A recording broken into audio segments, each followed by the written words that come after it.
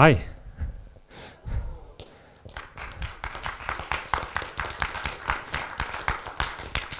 Thank you for sticking around for the last talk of the day. So this is the other side of web app security. You might be wondering who. So my name is Luka Kladaric. I'm from Croatia. Chaos manager at Sakura Collective. It's a consulting agency. We deal with chaos. We don't do greenfield development. We won't build features. We won't put buttons on websites. We won't build your mobile app, but if you're drowning in tech debt, performance, or security issues, we'll put you on the right track. I'm a recovering web developer of 10 plus years. These days, I'm mostly an architecture, infrastructure, and security consultant, also startup founder and remote work evangelist. So what this talk is about is securing the users of your websites and applications, their browsers and their computers. What this talk isn't about is securing your servers and the data or the data on them. So quick poll, even though these reflectors are going to make it difficult for me to see, but who here operates some sort of website, be it an application or, okay, keep the hands up please. Does it support HTTPS? If it doesn't, lower your hand. Does it enforce HTTPS, meaning does it redirect users and so on? If it doesn't, lower your hand. And does it have HSTs headers set? If it doesn't, lower your hand. Okay, cool. This poll went a lot better than the first time I did it. So HTTPS, SSL, TLS, these mean subtly different things, but in the context of web development, we're talking about a method of encrypting traffic to and from a web server using a server-provided certificate. So if the certificate is signed by a trusted party, it also gives us a degree of confidence that the server we're communicating with is actually authorized to speak on behalf of that, of the website that we're trying to visit. Certificates can also be self-signed or otherwise signed by an untrusted party. These are mostly worthless because they don't guarantee who you're speaking with. So they're encrypting traffic between you and who knows who. So basically worthless. HTTPS benefits. Once you've established that the person, that's what's on the other side, who you're talking with, has a trusted certificate, the chance of you being man-in-the-middled or spied on drops by orders of magnitude. It's still kind of possible, but it's unlikely. The greatest chance that someone's reading your data or changing what you're seeing is going to be on the last mile towards you. It's going to be the weird hotel Wi-Fi. It's going to be the the coffee shop Wi-Fi. It's going to be your home internet connection and your router being owned and so on. It's not going to be somewhere deep in the internet on the other side of the planet. So forcing HTTPS means redirecting any plaintext traffic to HTTPS. And it's good in that it redirects people to the secure site, and you should definitely be doing that. But it's bad in many ways. So it hides the fact that certain things still point to your plaintext address, like login forms or OAuth callback if you're using like Google login or Facebook login or whatever. If those are pointed at HTTP, what will happen is users will successfully log in because they will eventually be redirected to HTTPS. But that unencrypted HTTP request containing the username and password or the OAuth callback keys and so on will be transmitted unencrypted and can be stolen.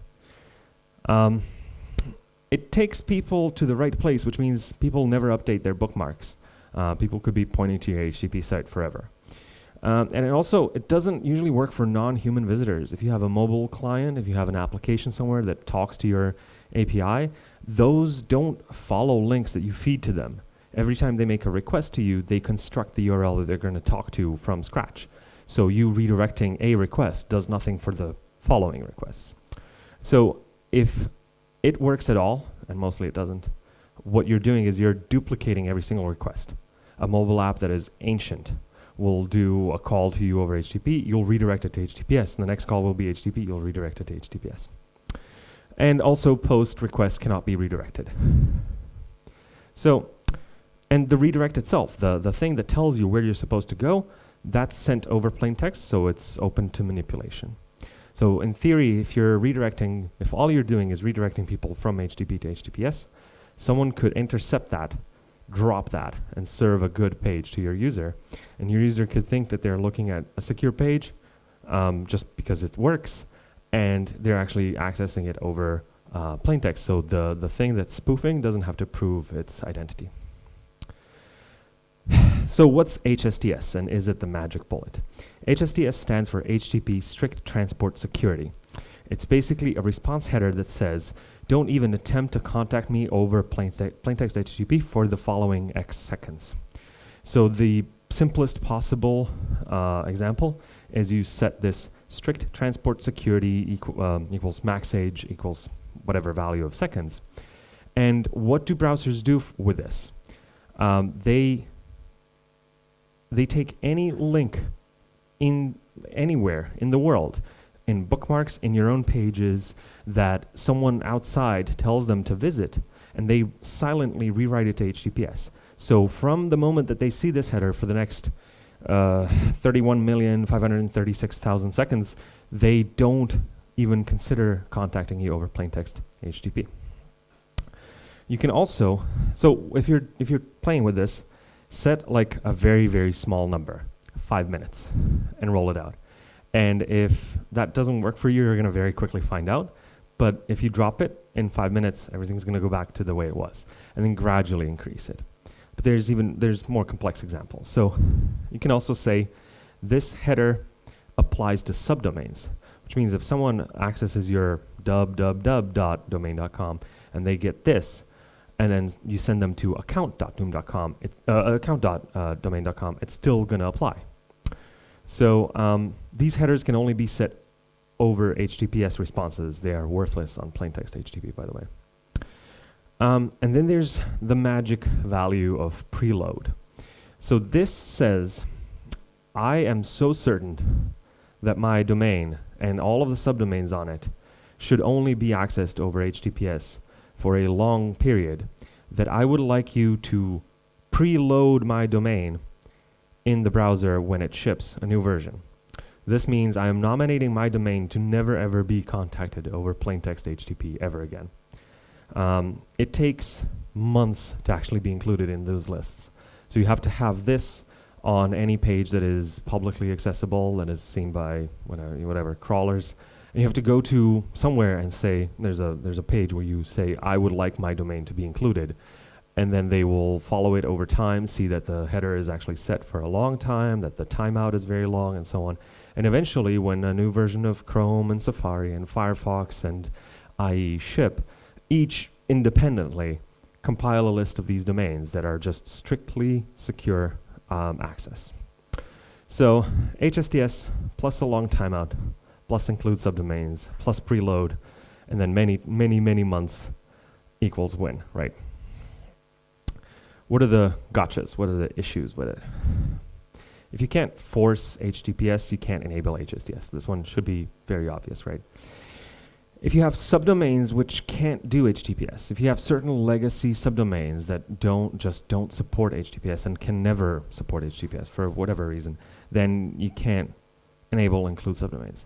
Also, if you have subdomains that just have to receive plaintext traffic, maybe you have an ancient application out there somewhere that just plain does not work with HTTPS, you can't enable include subdomains. If you can't include subdomains, you can't enable preload, so you still have that first vulnerable request. Someone typing in your domain name is going to access you over plaintext, right? Or clicking an outdated link somewhere. HSTS is just a must. There's no going around it, but it may take a year to get to where you can put preload on your domain. That's fine. Just like start small now. If you have a web application, if you have a website and you know that it is compatible with HTTPS, that it won't break if you ban plaintext traffic, roll it out to just one site. Play around with it, slowly increase the timeout, see how it goes. And then slowly add it, slowly, extend it to individual subdomains. Once you're sure you've covered all of the subdomains, you can enable include subdomains. So, cookies. Cookies are used for various tracking and storage purposes, but the most critical use is keep logged in state. To leak these is to let other people impersonate a legitimate user in their interaction with your website or application. So absolutely make sure that all of the cookies you're sending to your users have the secure flag set on them. That way, even if you mess up the HSTs thing, even if you have a plaintext HTTP request, the actual session, login, whatever cookie is not going to get leaked. XSS, it stands for cross-site scripting. It's basically when the parameters of your of a request to your website are so modified that they force your web server or your application to spit those back out to the user, and the user's browser, not knowing that this is actually malicious, interprets that as a script and then runs it. This runs the potential of one, stealing people's cookies, obviously, but two, running all sorts of malicious ads and code and Bitcoin miners and whatnot in people's browsers. So XSS is bad. Don't let it happen to you. The end, right? Just kidding. Content security policy is how we address XSS. So content security policy is, again, an HTTP response header that reduces the risk of XSS in modern browsers by declaring which resources are allowed. So it lets you define which hosts the browser should whitelist for JavaScript, CSS, and image resources, AJAX requests, fonts, and so on, while completely blocking all others. So if you know that you're never gonna, all of your assets are on the same host as your web page, you can just whitelist your own virtual host, your own host name. And even if someone somehow sneaks in XSS that loads an external script, even if someone edits one of your scripts to include a reference to an external script, it will not run. The browser will go, nope, that's blacklisted. That is not whitelisted. I'm not going to run that. So it also lets you block all inline scripts, except the ones explicitly whitelisted by several available methods. So the combination of these two things makes XSS unusable on your website, despite any backend code flaws. Like your backend could be wide open, and still you know. So there's something called a nonce. It's a nonsense value that can be used only once. So the important part is that it keeps changing. But basically you can say any script on this page that is tagged with this value that otherwise means absolutely nothing is okay to run, but any other script is not. So you could have a header that says the nonce is for AE blah, and then you add a script that has nonce equals that. So if someone's trying to do a request where they inject something into your page, they would have to know that value, but that value changes every time your page renders. So there is no way for them to know the value and provide it in that request. So this basically defeats any injection directly into your page response. For scripts that are static but trusted, we can use hashes. We can hash the script and then provide a header which says this script is fine. The script that has exactly that hash, so it has exactly that content. So if you have if you have an analytics script of some sort and it's always the same, it's specific to you, it includes your special ID, property ID or whatever, but you want to whitelist it, you can say the script that has that hash is allowed. So this is what a full CSP header can look like. So we have the default source. This is kind of like that old header, not header, but meta tag for base href. What's allowed with no explicit host. Script source means where can we load scripts from. So we can load scripts from the same host that we were served from. We can load scripts that have this nonce. So things that are just now rendered in the page and have this value that we just made up for this one request. We can serve scripts from Google Analytics, from Cloudflare, and that's it. If someone manages to embed a script tag that is from somewhere else, it's just going to be denied. We can, objects, like the old thing for Flash and so on that is almost completely dead, we just say none. We don't allow anything. Style source, again, we can do scripts, we can do styles from the same host, you can do inline, and we can do Cloudflare, nothing else. Images, same thing. Media, fonts, Connect for what do you call them? WebSockets, and so on. We can do like where can forms post to, where can we point frames to, whether we want to automatically upgrade insecure requests, so no HTTP requests to anything. But this thing is the coolest. So report URI. What this says is, if something runs afoul of the policy, please ping that URL and tell me about it. So you can have constant monitoring whether you messed up your own content security policy, whether someone introduced a script that you want to run but is being blocked by browsers.